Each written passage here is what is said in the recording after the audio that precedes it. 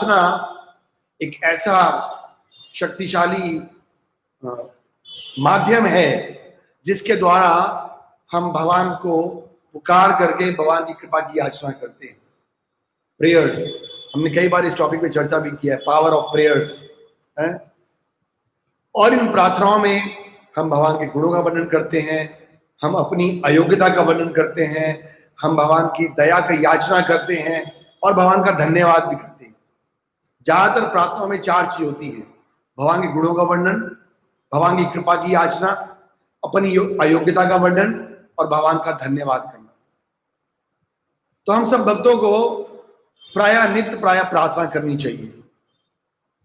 प्रभुपाद जी ने हमारे दैनिक कार्यक्रम में शुरू किया, मंगला आरती, फिर नरसिंह प्रार्थना, तुलसी महारानी की पूजा प्रार्थना, वैष्णवों की प्रार्थना, दिन भर हम प्रार्थना ही करते हैं। लेकिन यहाँ पर एक मुख्य बात है जिसके ऊपर हम चर्चा कर रहे हैं कि भगवान किसकी प्रार्थना स्वीकार करते हैं।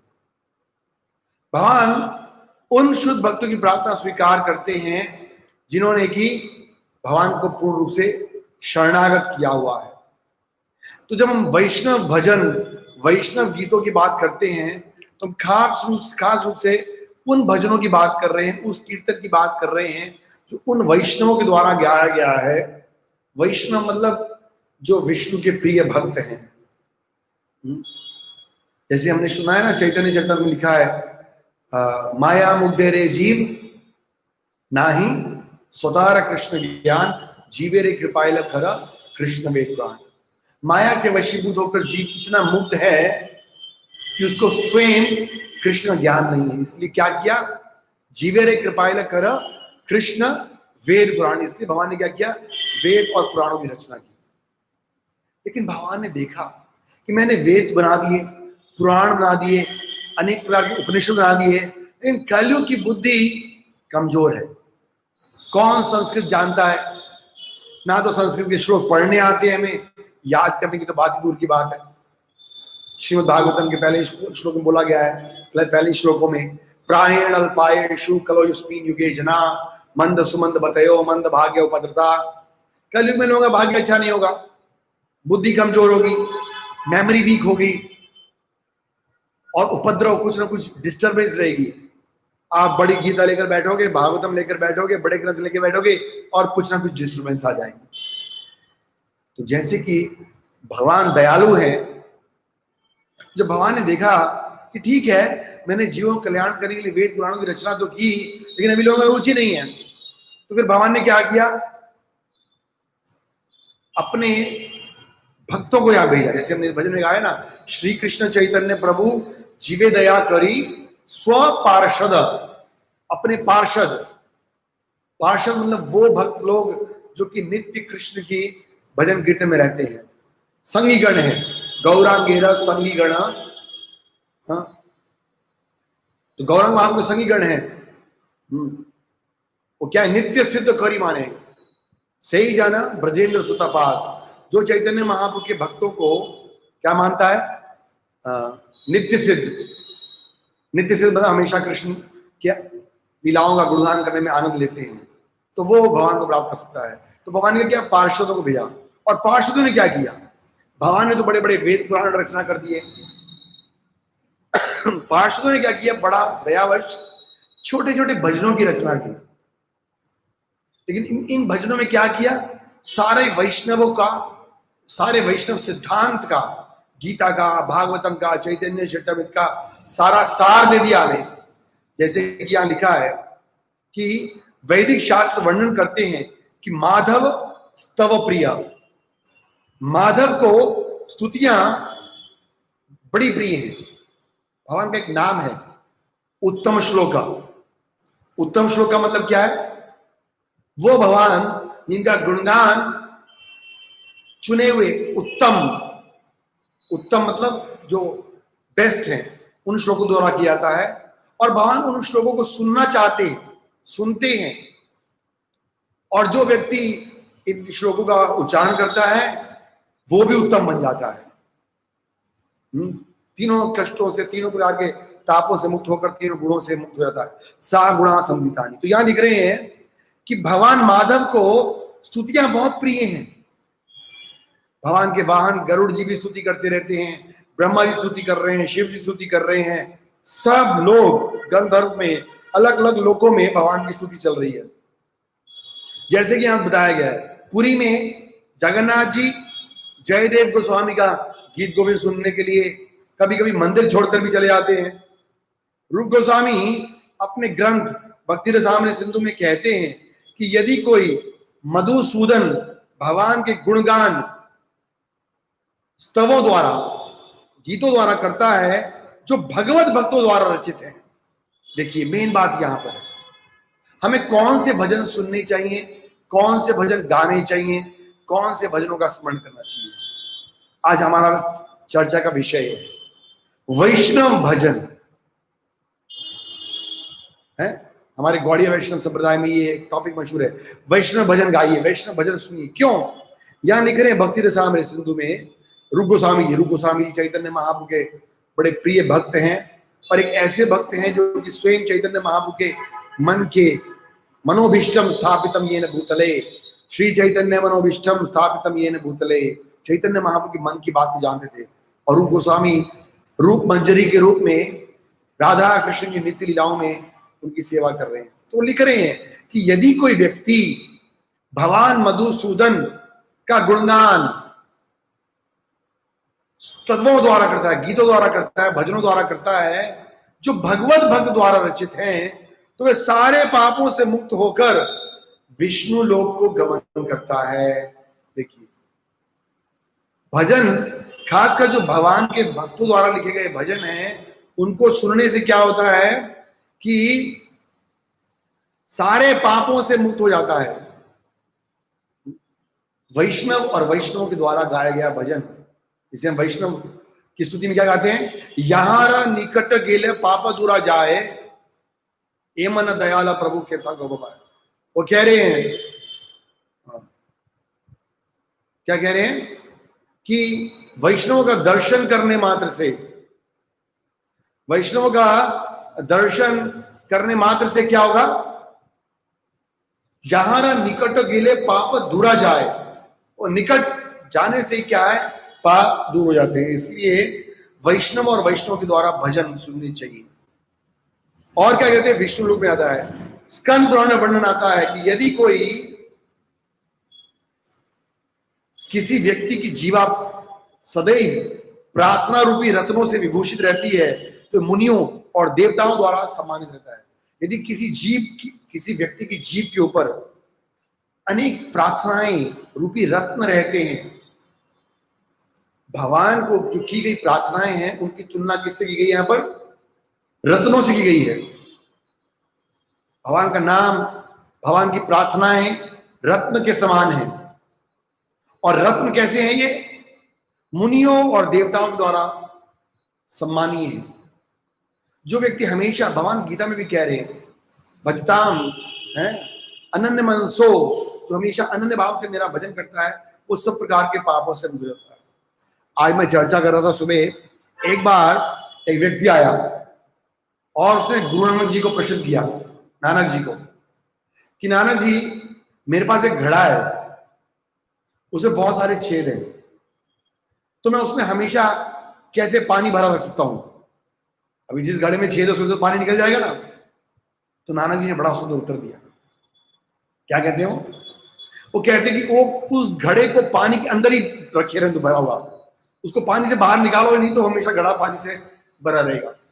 हमारा मन इस तरह से, हमारी बुद्धि इस तरह से, हम रोज कथा सुनते हैं, कीर्तन सुनते हैं, लेकिन हमारे मन से निकल जाते हैं, भूल जाते हैं। लेकिन अगर हम हमेशा लगा के रखेंगे अपने मन को, बुद्धि को, और इसलिए कह रहे हैं भजनते अनन्य मनसो। ये भजन कोई short time part time job नहीं है। इसलिए हमारे वैष्णव आचार्यों ने अनेक भजन लिखे हैं। शिल प्रभुपाद जी प्रायः नरोत्तम दास ठाकुर, भक्तों ठाकुर जी, लोचन दास ठाकुर के गीतों का गायन करते थे और अपने अनुयायियों को प्रेरित करते थे। यहां पर लिखा गया है कि इन भजनों में क्या है, भगवान की शुद्ध भक्ति का वर्णन किया गया है। और क्योंकि इन भजनों में भगवान की शुद्ध भक्ति का वर्णन किया गया है, तो जब हम इन भजनों को गाते हैं तो हमारा शुद्ध भक्ति के प्रति रुचि, आकर्षण, श्रद्धा बढ़ता है, संशय दूर होते हैं। श्रील प्रभुपाद जी कहा करते थे, नरोत्तम दास ठाकुर और भक्तिविनोद ठाकुर द्वारा गाए गए जो भजन हैं वो वैदिक मंत्रों से अभिन्न है। जैसे कई लोग मंत्रों के द्वारा भगवान का गुणगान करते हैं, तो वैसे ही क्या है, ये जो भजन है ये मंत्रों के द्वारा है, श्लोकों के समान है, क्योंकि इन मंत्रों में क्या है, सार है। यहाँ लिखा गया कि ये जो गीत हैं, प्रार्थनाएं हैं, वो हमारी परंपरा के आचार्यों द्वारा प्रमाणित है। तो वैष्णव भजनों को सुनने का एक और लाभ क्या है, क्योंकि ये जो भजन है वो हमारी परंपरा द्वारा प्रमाणित है।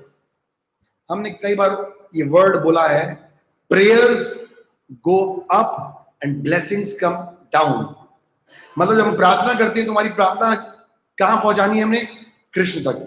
लेकिन कृष्ण तक वो प्रार्थना कैसे पहुंचेगी? जैसे हम यहां उदाहरण देते थे प्रॉपर, बड़ा सिंपल समझ लीजिए, आपको चिट्ठी डालनी है, लेटर बॉक्स में डालोगे, फिर वो लेटर बॉक्स से मेन जीपीओ में जाएगी और फिर वो आपके डेस्टिनेशन पे पहुंच जाएगी। या जैसे अगर आजकल तो लोग व्हाट्सएप और ईमेल यूज करते हैं, तो अगर ठीक नंबर है, ठीक ईमेल आईडी है, तो पहुंच जाएगा आपका मेल और मैसेज। नहीं तो क्या होता है, कई बार हम गलत टाइप कर देते हैं ईमेल आईडी और वो कहते हैं वापस आ गई मेल। तो इसलिए हमने प्रार्थना किया भगवान से, लेकिन अगर हमारी वो प्रार्थना आचार्यों के द्वारा प्रमाणित नहीं है तो फिर भगवान उसको स्वीकार नहीं करते। हमारा जो महामंत्र है उसमें भी हम पहले इसलिए राधा रानी से प्रार्थना करते हैं, हम तुलसी महारानी से प्रार्थना करते हैं, हम श्रील प्रभुपाद जी से प्रार्थना करते हैं, हम वैष्णव आचार्यों से प्रार्थना करते हैं। क्या प्रार्थना करते हैं कि जो हमारी सेवा है आप कृपा करके भगवान को अर्पण कीजिए, क्योंकि भगवान डायरेक्टली स्वीकार नहीं करते। तो यहां लिख रहे हैं कि हमें वो भजन गाने चाहिए जो परंपरा के द्वारा प्रमाणित है, क्योंकि हमारा जो प्रेयर्स हैं, जो हमारी सेवाएं हैं, परंपरा के द्वारा ऊपर जानी है, और फिर परंपरा के द्वारा ही क्या है, भगवान की कृपा नीचे आनी है। ये बात समझनी चाहिए। परंपरा से ऊपर जानी है प्रेयर्स, और परंपरा से नीचे आनी है ब्लेसिंग्स। दोनों की आवश्यकता है। प्रेयर्स जब तक जाएंगे नहीं, ब्लेसिंग नीचे आएंगी नहीं, और जब तक ब्लेसिंग नीचे आएंगी नहीं, बिना भगवत कृपा के,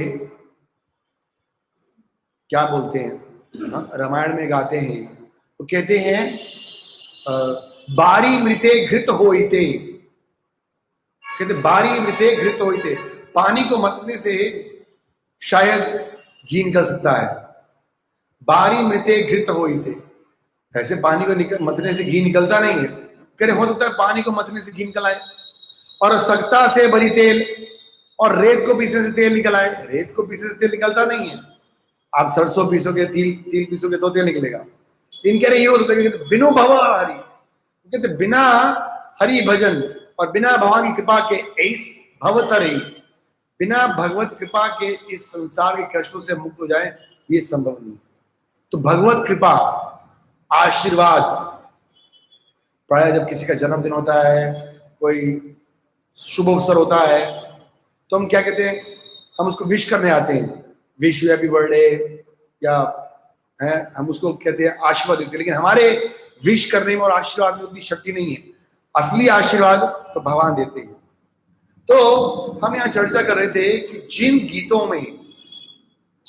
को, जिन प्रार्थनाओं का, जिन भजनों को हमारे वैष्णव आचार्यों ने प्रमाणित किया है, उन भजनों को गाकर हम अपनी प्रार्थना को भगवान तक पहुंचाते हैं, और उसके माध्यम से, परंपरा के माध्यम से क्या है, भगवान की ब्लेसिंग नहीं आती। आगे लिखते हैं, इन गीतों का उच्चारण करने मात्र से व्यक्ति हृदय की सुप्त कृष्ण चेतना को जागृत करके कृष्ण भक्ति का आस्वादन कर पाएगा। दो चीजें देखिए, ये वैष्णव भजन बड़े पोटेंशियल है, बड़े स्ट्रांग है। प्रभुपाद जी गाया करते थे, आजकल भी लोग भजन गाते हैं, लेकिन वो भजन मनोरंजन के साधन है। बस कान को अच्छे लगने चाहिए, बहुत सारा म्यूजिक होता है, बहुत सारा पियानो कैसी होता है, लेकिन प्रभुपाद लिख रहे हैं कि भगवान के धाम में तो, गंधर्व लोक में अनेक गंधर्व, अनेक सुंदर गाने वाले बजाने वाले हैं, तो हमारा म्यूजिक, हमारा सुंदर गाना शायद भगवान को आकर्षित नहीं कर पाएगा। लेकिन जब भगवान के शुद्ध भक्त शुद्ध हृदय से हैं और बड़े सरल भाव से जब गाते हैं तो क्या होता है, यहां लिख रहे उनका उच्चारण करने मात्र से दो काम होते हैं। जो हमारे ऐसे लोग हैं, हम बद्ध जीव हैं, उनकी पहला क्या होता है, सुप्त कृष्ण भावना जागृत होती है। जैसे प्रॉपर लिखते हैं, chanting of the Hare Krishna mantra is going to revive our dormant Krishna consciousness. ये जो हरे कृष्ण मंत्र का कीर्तन है या भजन है, ये हमारी सुप्त कृष्ण भावना को जागृत करेंगे। हमारे सबके अंदर कृष्ण भावना है लेकिन अभी सोई हुई है। हाँ? नित्य सिद्ध कृष्ण प्रेम साध्य कबुनाए, श्रवणादि शुद्ध चित्त करे उदय। ये हम सबके अंदर है लेकिन सुप्त है, तो उसको जागृत करना है। जैसे वैष्णव भजन सुनते ही, और खासकर से वैष्णव भजन कोई गा रहा हो, अगर कोई शुद्ध वैष्णव गाए, वैष्णव भजनों को वैष्णव जब गाते हैं तो जैसा कि भागवतम में लिखा है ना, तदवाग विसर्गो जनताग विप्लवो यस्मिन प्रतिश्लोका। तो क्या विप्लवो, विप्लवो मतलब क्रांति लाते हैं, दे विल ब्रिंग रेवोल्यूशन। सुप्त हृदय में जो कृष्ण भक्ति छुपी हुई है उसको जागृत करते हैं, पहली बात। और दूसरा क्या होगा, जागृत करके कृष्ण भक्ति का आस्वादन कर पाएगा, फिर वो भक्ति का आस्वादन करेगा। देखिए ये फायदा है, दो काम हो गए। एक तो हमारी सुप्त कृष्ण भावना, हमारी सुप्त कृष्ण भावना जागृत हो रही है, और दूसरा क्या होगा, कृष्ण भक्ति का आनंद लेगा। प्रभुपाद जी लिखते हैं, इन गीतों का उच्चारण करने मात्र से व्यक्ति हृदय में सुप्त कृष्ण भावना को जागृत करेगा और कृष्ण प्रेम भक्ति का आस्वादन करेगा। इसलिए वैष्णव भजनों के ऊपर बल दिया गया है। हम इस बात पर चर्चा कर रहे हैं कि वैष्णव भजनों को क्यों गाना चाहिए, क्यों सुनना चाहिए। तो पहला कारण हमने बताया कि क्योंकि जिन व्यक्तियों के पास भगवद गीता, श्रीमद् भागवतम और बड़े बड़े ग्रंथ पढ़ने की और समझने की बुद्धि नहीं है, उन जीवों पर दया करने के लिए हमारे वैष्णव आचार्यों ने सार रूप में गीता भागवतम का जो ज्ञान है वो इन श्लोकों में, इन आचार्यों ने भजनों में डाला है। दूसरा यहाँ पे लिखा है कि इनको लेने मात्र से क्या होगा, हमारे सारे पाप दूर हो जाएंगे। क्योंकि जैसे कि भक्तों के निकट जाने से हमारे पाप दूर होते हैं, ऐसे ही भक्तों के द्वारा दिए गए भजनों को सुनने से भी हमारे सारे पाप दूर होते हैं। फिर तीसरा यहां उन्होंने बताया कि क्योंकि ये हमारी परंपरा के द्वारा प्रमाणित है, तो परंपरा के द्वारा प्रमाणित होने के कारण हमारी जो प्रार्थनाएं हैं वो ऊपर जाएंगी और भगवान की कृपा नीचे आएगी। आप देखोगे जैसे पहले के जमाने में ना लोग कुएं से पानी निकालते थे, तो रस्सी डालेंगे और रस्सी के अंदर बाल्टी डली होती थी। अभी बाल्टी को बहुत नीचे डालना है, पानी भरना है, लेकिन इंपॉर्टेंट काम रस्सी का है। अगर कहीं बीच में रस्सी टूट गई, पानी ऊपर नहीं आ पाएगा। तो नीचे जाने के लिए, ऊपर लाने के लिए दोनों जगह रस्सी की आवश्यकता है। तो ये रस्सी मतलब परंपरा। तो वो वैष्णव भजन जो कि परंपरा द्वारा प्रमाणित है, वो हमारी प्रार्थना को भगवान तक पहुंचाते हैं और भगवान की कृपा को नीचे तक पहुंचाते हैं। तीसरा कारण हो गया। चौथा कारण क्या होता है कि यहाँ पर क्या होता है, वो हमारी सुप्त कृष्ण भक्ति को जागृत करते हैं। क्यों ये सुप्त कृष्ण भक्ति को जागृत करते हैं? क्योंकि ये जो भजन है इसके अंदर भगवान की वाणी है, भगवान का संदेश है, जिसका कि हर जीवात्मा इंतजार कर रहा है। हाँ, ममंशा जीव लोका जीव भूत सनातना। हर जीवात्मा भगवान के वाणी का, भगवान के संदेश का इंतजार कर रहा है। तो खासकर जो वैष्णव भजन है उनमें भगवान की वाणी है। तो भगवान की वाणी के संपर्क में आने से ही, जैसे हमने बताया कि जो मछली है ना, पानी का इंतजार करती रहती, तो क्या होगा, जागृत होगा उसका कृष्ण भावना और फिर उसको आनंद मिलेगा। तो जब मछली पानी में जाएगी तो उसको राहत मिलेगी और आनंद भी आएगा। आगे लिखते हैं, ये भजन, ये गीत जो वैष्णव भजन है ये उन महान वैष्णवों के द्वारा रचित हैं जिनका जीवन वृंदावन नाथ कृष्ण के लिए संपूर्ण रूप से समर्पित है। बहुत महत्वपूर्ण बात है हम सब भक्तों के लिए। वैष्णव भजनों के बारे में जो सुन रहे हैं, ये जो वैष्णव हैं जिन्होंने ये भजन लिखे हैं उनका जीवन कैसा है?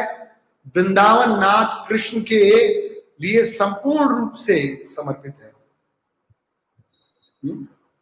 अनन्य चिंतयन्तो माम ये जना परिपासते तेषां नित्यमुक्तानां योगक्षेम। भगवान खासकर से उन भक्तों का विशेष ध्यान रखते हैं। तो ये जो वैष्णव भजन है ये उन भक्तों के द्वारा गाए गए हैं जिनका जीवन हमेशा 24/7 सततम कीर्तयन्तो माम। शास्त्र कहता है कि जो व्यक्ति कृष्ण को एक क्षण भी नहीं भूलता है, कृष्ण भी ऐसे भक्त को एक क्षण के लिए नहीं भूलते हैं।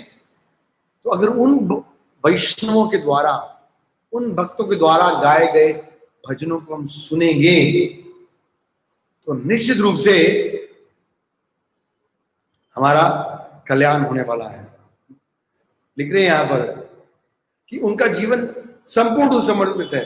इन आचार्यों के शब्द कृष्ण प्रेम प्रदान करने में सक्षम है। वेरी वेरी इंपॉर्टेंट बात। धान में से चावल को निकालने के बाद उसको जितना मर्जी पीटते रहो, कुछ होने वाला नहीं है। हम साधन भजन गाते रहे, वो उसी तरह है जिस तरह धान को कूटना बिना चावल के, कुछ निकलने वाला नहीं है, क्योंकि सक्षम नहीं है, हमारे पास पोटेंसी नहीं है। यहां लिख रहे हैं कि इन आचार्यों के शब्द, जैसे हम भगवान के भोग के बारे में सुनते हैं, दुर्योधन ने कितने 56 प्रकार के भोग बनाए कृष्ण को आकर्षित करने के लिए, कृष्ण ने रिजेक्ट कर दिए। उधर विदुर जी ने सूखा, विदुर की पत्नी ने केले के छिलके खिलाए, भगवान ने वो भी स्वीकार कर लिए। क्या अंतर है? भाव का। तो इस तरह यही काम भजन में भी एप्लीकेबल है। हम निंदा नहीं कर रहे हैं, बट कई सारे गायक हैं, बड़ा सुंदर गाते हैं और उनका ज्यादा ध्यान इसी पर है कि कितना सुंदर गा रहे हैं, बड़ा सिंक्रोनाइज करते हैं। वो ये भी इंस्ट्रूमेंट बनना चाहिए, वो भी इंस्ट्रूमेंट बनना चाहिए, प्रॉपर रिकॉर्डिंग होनी चाहिए, साउंड प्रूफ होना चाहिए, वो सबका ध्यान रखते हैं। लेकिन वो इस बात का ध्यान नहीं रखते कि क्या हम इन भजनों के द्वारा कृष्ण को प्रसन्न कर पाएंगे। कृष्ण को प्रसन्न करने के लिए कृष्ण भावना भावित होना पड़ेगा, जैसा कि यहां लिखा है। तो वैष्णव आचार्य वो हमेशा कृष्ण को प्रसन्न करने का, आज भी आप सुनो प्रभुपाद जी का हरे कृष्णा कीर्तन, कोई व्यक्ति यदि ध्यान से प्रभुपाद जी के हरे कृष्ण महामंत्र के कीर्तन को सुनेगा तो उसके हृदय में बदलाव आएगा। ये वही कीर्तन है प्रभुपाद ने पेड़ के नीचे बैठकर किया और हजारों हिप्पियों का जीवन बदल दिया।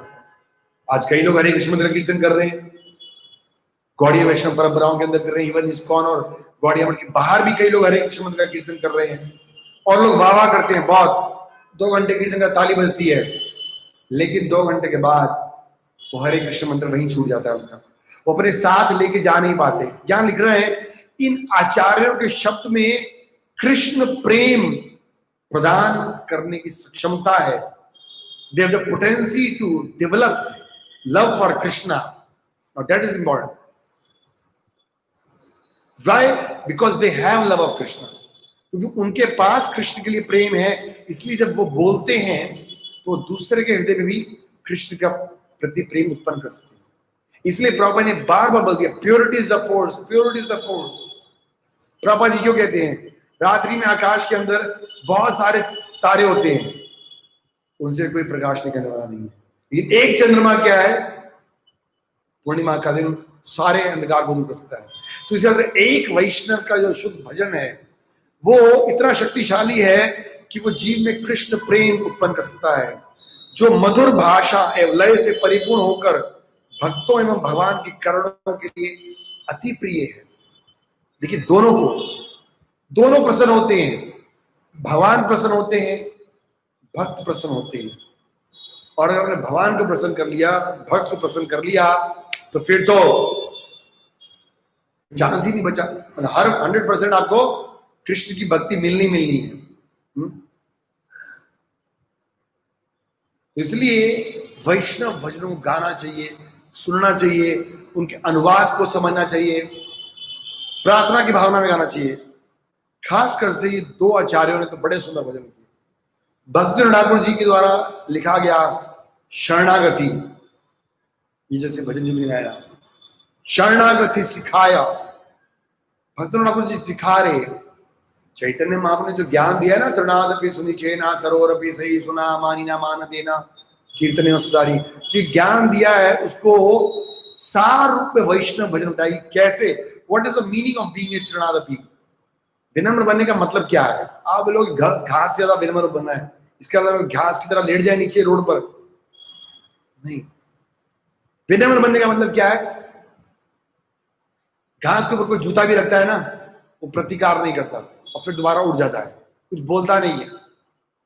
राधा प्रभुपाद जी कहते हैं कि आप कभी जाओ मैदान में तो घास उसको बैठने के लिए सुविधा प्रदान करती है, उसको कष्ट होता है लेकिन फिर भी वो दूसरे को सुविधा प्रदान करता है, ये विनम्रता है।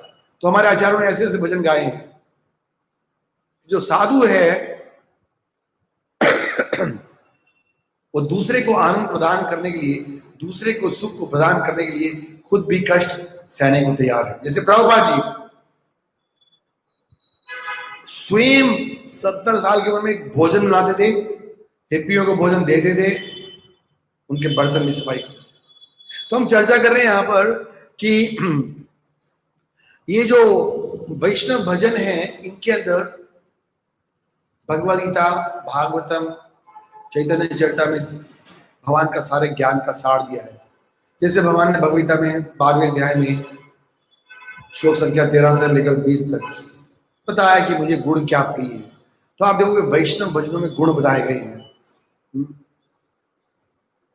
गोपीनाथ मम निवेदन सुनो, विषय दुर्जना सदा काम रता किचु नाही मूढ़ गुण। सबसे बड़ा गुण जो भगवान को प्रिय है, खासकर से महाप्रभु को प्रिय है, वो क्या है कि जब कोई भक्त ये स्वीकार करता है कि उसके अंदर कोई गुण नहीं है। तो नरोत्तम दास ठाकुर इतने संपन्न परिवार से थे, श्रील भक्ति ठाकुर इतने ऊंचे पोजीशन पर थे। आजकल दो ही चीज की वैल्यू ना, ज्यादा पैसा और ज्यादा अच्छी पोजीशन। तो हमारे गोस्वामियों के पास, भक्ति ठाकुर के पास, नरोत्तम दास ठाकुर के पास ये सारे गुण थे, लेकिन अपने वैष्णव भजनों के द्वारा वो सिखा रहे हैं, भगवान से प्रार्थना कर रहे हैं कि भगवान आप कितने दयालु हो, तुम ही सर्वेश्वरेश्वर ब्रजेंद्र कुमारा, आप सभी कुछ हो, और लेकिन मेरा क्या है, निज बल चेष्टा प्रति भरोसा छोड़िया। मैंने अपने प्रति क्या है, भरोसा करना छोड़ दिया है।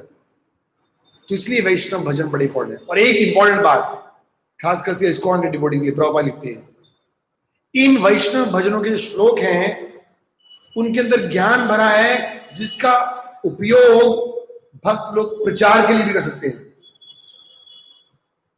आप देखो एक एक वर्डिंग, भजहूं रे मन, आप प्रॉपर लिखते हैं, यहां लिखा है कि in each and every line there is so much philosophy that you can speak hours and hours. मतलब कि हर भजन की एक एक लाइन में, एक एक वर्ड में इतनी फिलॉसफी छुपी हुई है कि आप घंटे घंटे एक ही लाइन और बोल सकते हो।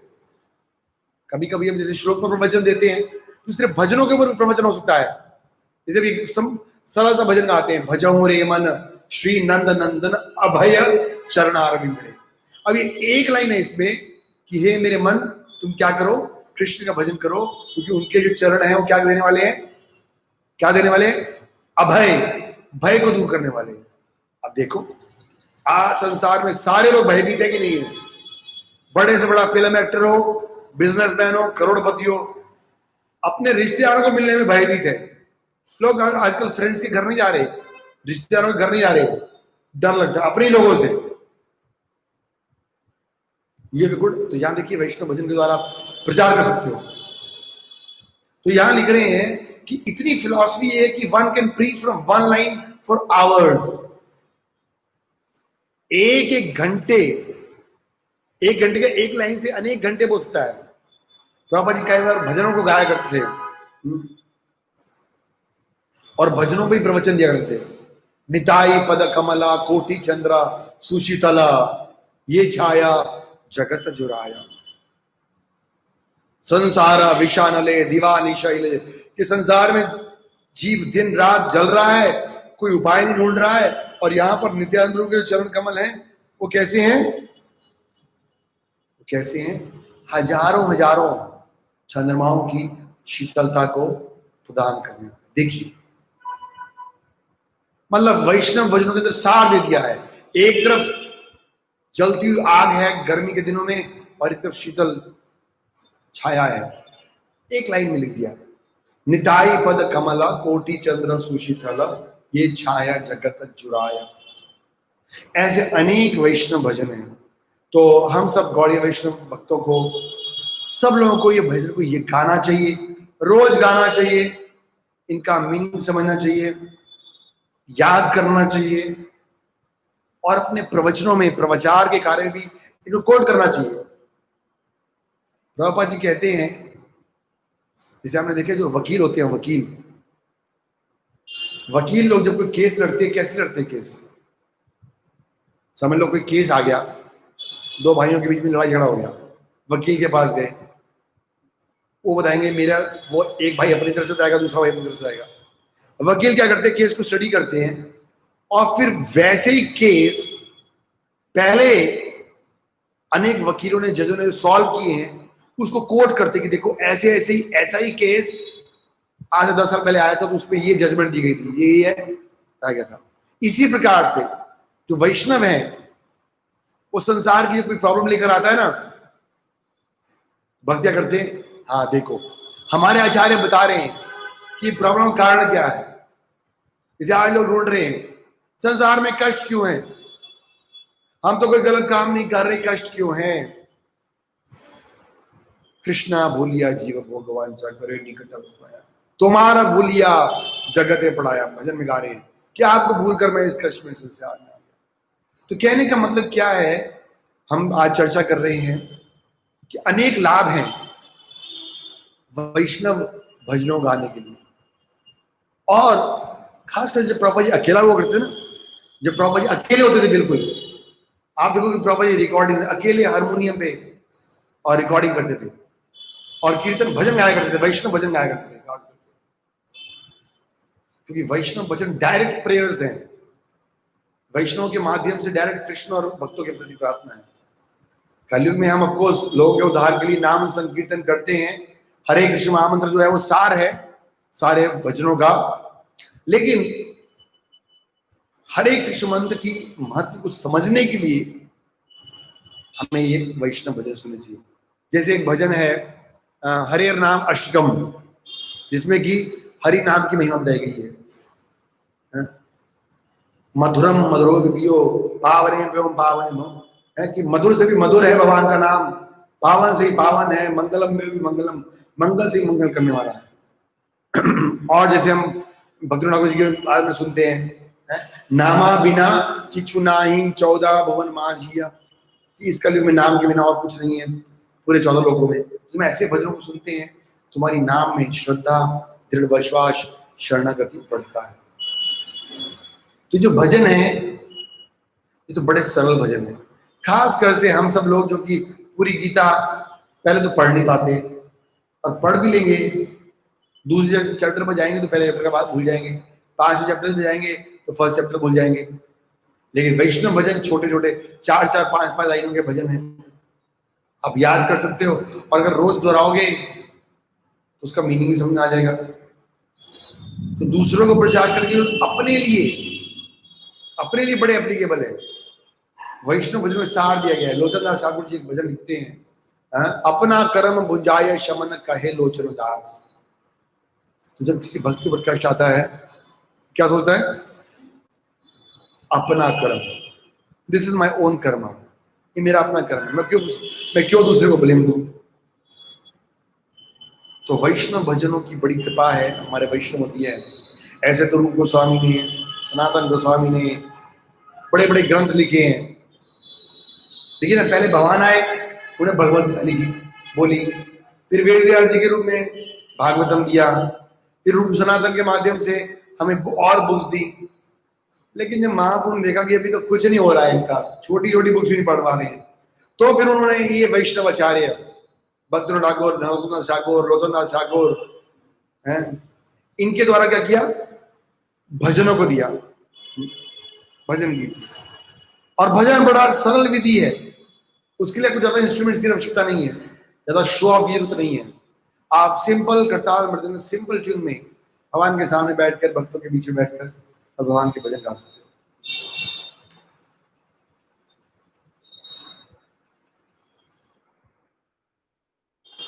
लास्ट पैराग्राफ पढ़ते हैं। लास्ट में क्या लिख रहे हैं, they are also potent with the meaning, इनके जो अर्थ हैं वो हर समय भक्तों को अपने और दूसरों को प्रचार करने के लिए बड़े सहायक है। जैसे प्रभु जी गा रहे हैं, ओहे वैष्णव ठाकुर, और इन भजनों में कृष्ण भक्ति का हर एक महत्वपूर्ण विषय कवर किया गया है।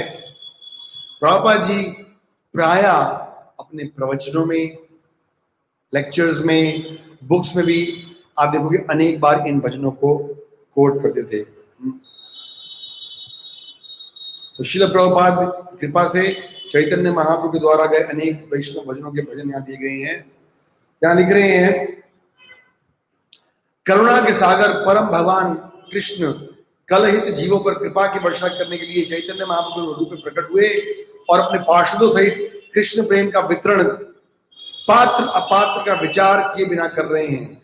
यदि कोई व्यक्ति इन भजनों का आश्रय ग्रहण करता है तो वे तुरंत ही जन्म मृत्यु रूपी महादावन से मुक्त हो जाएगा और परम पुरुषार्थ, पंचम पुरुषार्थ क्या है, कृष्ण प्रेम, उसको तुरंत प्राप्त करेगा। गौड़ीय वैष्णव संप्रदाय के महान आचार्यों ने शास्त्रों का निगूढ़ मर्म इन गीतों में बहुत सरल रूप से जीवों के कल्याण हेतु अपने भजनों के माध्यम से प्रकट किया है, जो कि भगवत प्रेम से पूरित है। तो वैष्णवों का ये सबसे बड़ा गिफ्ट है। खासकर से ये जो दो वैष्णव के बारे में हमने चर्चा किया, नरोत्तम दास ठाकुर और श्रील भक्तन ठाकुर, ये दो वैष्णव बड़े ही प्रिय हैं। नरोत्तम दास ठाकुर को स्वयं महाप्रभु ने अपना कृष्ण भक्ति का प्रेम सारा प्रदान किया, उनके जन्म से पहले ही घोषणा करी थी। और जगन्नाथ जी तो इतने प्रिय थे भक्तन ठाकुर जी को, उनके घर के आगे रुके, उनके पुत्र के रूप में उनको एक भगवान का भक्त दिया।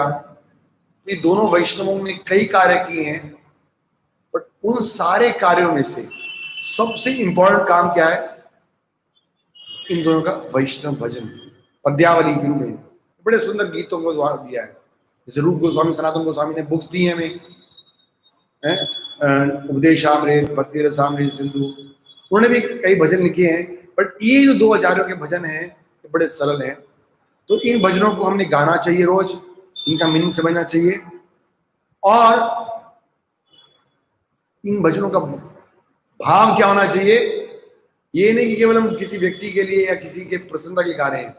भाव भी होना चाहिए कि हम इसके द्वारा कृष्ण से प्रार्थना कर रहे हैं, कृष्ण के भक्तों से प्रार्थना कर रहे हैं कि आप हमारे को अपनी कृपा दीजिए। विनम्रता के संग हम प्रार्थना करेंगे। यहाँ लिख रहे हैं कि कृष्ण ऐसी प्रार्थनाओं को सुनना चाहते हैं, वो बड़े प्रसन्न होते हैं। भगवान बड़े प्रसन्न होते हैं, भगवान दीनानाथ हैं, भगवान अपने भावग्राही जनार्दना, तो भाव के द्वारा जो की गई प्रार्थनाएं हैं, भजन हैं, उनको भगवान बड़ी जल्दी स्वीकार करते हैं। हम देखते हैं पूरी भागवतम भरी पड़ी है प्रार्थनाओं से। गजेंद्र स्तुति, कुंतीवाण की स्तुति, भीष्म देव की स्तुति, रुद्र गीत, वेणु गीत, सारे गीत भजन भरे पड़े हैं। लेकिन वो सारे क्या है, संस्कृत के श्लोकों में है। गजेंद्र स्तुति की है, पूरा एक चैप्टर है अपनी मुक्ति के लिए, कल्याण के लिए। तो अच्छी बात है, हमें पढ़ने चाहिए वो उसको भी, लेकिन याद करने के रूप में और डेली प्रैक्टिस करने के लिए हमारे को सबसे सरल तरीका दिया है वैष्णव भजन। प्रभुपाद जी ने बड़ा इंपॉर्टेंस दिया है, इसीलिए आप देखियो इस्कॉन में ज्यादातर जितने भी फेस्टिवल्स होते हैं, अभी जैसे झूलन यात्रा आएगा, बलराम जयंती आएगा, जन्माष्टमी है, रथ यात्रा है, जितने फेस्टिवल्स होते हैं उसमें विशेष रूप से भगवान के भजनों को भी गाया जाता है। तो जब भी हम भजन की बात करें तो हमें याद रखना चाहिए कि हमें कौन से वैष्णव भजन, गौड़िया वैष्णव भजन, गौड़िया वैष्णव भजन गाने चाहिए। गौड़िया वैष्णव मतलब, गौड़िया मतलब चैतन्य महाप्रभु जो फॉलोअर्स है उनके द्वारा जब लिखे गए हम भजनों को गाएंगे, सुनेंगे। हमने सुना कितने सारे लाभ होंगे। हमने कुछ लाभ पढ़े कि पहला लाभ पढ़ा हमने क्योंकि ये जो भजन है क्या है, परंपराओं के द्वारा प्रमाणित है। और हमने सुना कि इनके द्वारा हमारी प्रार्थनाएं क्या है, ऊपर जाएंगी और भगवान की कृपा नीचे आएगी। और हमने सुना कि कोई भी व्यक्ति भगवान के वैष्णव के भजन को गाता है तो वैष्णव की तरफ वो भजन भी हमें को पाप से दूर करने वाले हैं। और हमने सुना कि उसका सुप्त कृष्ण चेतना जागृत होती है। और हमने सुना कि वो भक्ति में आनंद में भाव विभोर हो जाता है। और कृष्ण और कृष्ण के भक्तों को वैष्णव भजन बड़े प्रिय हैं, इसलिए दोनों की कृपा मिलती है। परंपरा विहीना निष्फले ही मंत्रा। अगर कोई मंत्र जब कर रहा है लेकिन अपने मनगढ़ंत तरीके से बनाए कर रहा है तो भगवान से उसको स्वीकार नहीं करेंगे। बट जो भजन भगवान लिख रहे हैं, जो भक्त लोग गाते हैं वो बड़े भगवान को प्रिय हैं। क्यों भी दिए, उसका एक रीजन दिया उन्हें। कोई पूछ सकता है अरे भजन तो भजन है ना, तो कोई भक्त गा रहा है कोई अभक्त गा रहा है उससे क्या फर्क पड़ता है। तो यहाँ क्लियर लिख रहे हैं कि क्योंकि भक्त का जीवन क्या है, 24 घंटे कृष्ण की सेवा में लगा रखता है। तो वो सब कुछ छोड़कर भगवान की भक्ति कर रहा है, सब कुछ समर्पित करके कृष्ण को। तो कृष्ण नेचुरली उसके प्रति ज्यादा ध्यान देंगे। इस संसार में हम देखते हैं जो 200% हमारी तरफ सरेंडर्ड है, जैसे प्रभुपाद कहते हैं कोई धनी व्यक्ति है वो गरीब बच्चों को कुछ खाने पीने की भोजन दे सकता है, लेकिन जो बच्चे अपने हैं उसके अपने हैं जो उसके ऊपर ही सरेंडर्ड है उसका तो विशेष ध्यान रखेगा ही ना। तो इस तरह कई लोग भजन गा रहे हैं, बट वो भक्त लोग जो कृष्ण के ऊपर आश्रित हैं, 24 घंटे जिनका जीवन वृंदावन नाथ भगवान श्री कृष्ण पर समर्पित है, उनके द्वारा जो लिखे गए गाए गए भजन हैं उनको भगवान निश्चित रूप से स्वीकार करेंगे, प्रार्थनाओं को स्वीकार करेंगे। यहां लिखा हमने आज जो भजन गाया कि षडंग भक्ति, जो 6 प्रकार की शरणागति को स्वीकार किए, तहार प्रार्थना सुने नंद कुमार। नंद कुमार कृष्ण किसकी प्रार्थना सुनेंगे, जो शरणागत है। तो हमारे ये जो वैष्णव आचार्य लोग हैं, ये जैसे भक्तिजान जी ने भी भजन लिखा, दुष्टमन, प्रभुपाद जी ने भी जब जलदूत पे थे भजन लिखे, ये सब पूर्ण शरणागत भक्त हैं। और ऐसे महान भक्तों की प्रार्थनाएं को सुना प्रभुपाद के, जैसे भक्तों की प्रार्थना को सुना भगवान कृष्ण ने। प्रभु ने प्रार्थना किया, मैं यहाँ पर आया हूँ आपकी नाम का प्रचार करने के लिए, मेरी इच्छा है कि मैं गुरु के संदेश आज्ञा का पालन करूं, आप मुझे शक्ति दीजिए। भगवान ने उनकी प्रार्थना सुना और भगवान ने अपना आशीर्वाद दिया। भक्तिजान जी को भी इस तरह सारे आचार्यों को दिया है। तो हम यहाँ से समझ सकते कि अगर हमें भगवान का आशीर्वाद प्राप्त करना है तो हमें परंपरा को नहीं छोड़ना है। We have to follow the system. और सिस्टम क्या है, वो ये हरे कृष्ण मंत्र भी हमें गुरु के द्वारा जब प्राप्त होता है, देखिए वही हरे कृष्ण मंत्र है, लेकिन जब गुरु देता है तो वो और पोटेंशियल बन जाता है, शक्तिशाली बन जाता है। गुरु ने कुछ ऐड नहीं किया है, लेकिन भगवान के भक्त के माध्यम से जो चीजें मिलती है उसे भगवान की विशेष कृपा होती है। इसीलिए जब हम भक्त के माध्यम से जुड़ते हैं तो भगवान उस प्रार्थना को स्वीकार करते हैं। तो हम कई बार प्रार्थना के विषय पर चर्चा कर चुके हैं, बट आज खासकर से हमने ये चर्चा किया कि जो भक्त हैं उनको किस प्रकार से गौड़िया वैष्णव भजनों को याद करना चाहिए, गाना चाहिए, प्रचार के लिए, अपने उद्धार के लिए, भगवान को प्रसन्न करने के लिए, अपनी सुप्त कृष्ण भक्ति को जागृत करने के लिए, कृष्ण प्रेम को प्राप्त करने के लिए, सब प्रकार के पापों से मुक्त होने के लिए, इन सब के लाभ के लिए हमें इन वैष्णव भजनों को गाना और सुनना चाहिए। तो हम प्रयास करें कि रोज इन वैष्णव भजनों को गाएं, सुने। बाबा कह रहे हैं भजन बंगाली में है, लेकिन क्योंकि इन भजनों में महाप्रभु की और महाप्रभु के भक्तों की कृपा है, इसलिए इन भजनों को रिपीट करते रहेंगे तो याद हो जाएंगे और वैष्णव भजनों से हमें भगवान की कृपा मिलेगी। हरे कृष्णा कृष्ण कृष्णा हरे हरे, हरे राम राम राम हरे हरे, अनंत कोटि वैष्णव वृंद की जाए, जगत गुरु श्रील प्रभुपाद की जाए, वैष्णवाचार्य वृंद की जाए, भजन कीर्ति की जाए, निताय गौर हरि प्रेमानंदे। All glories to Srimad devotees, all glories to devotees, all glories to Srimad devotees, Nitai Gaur Premanande.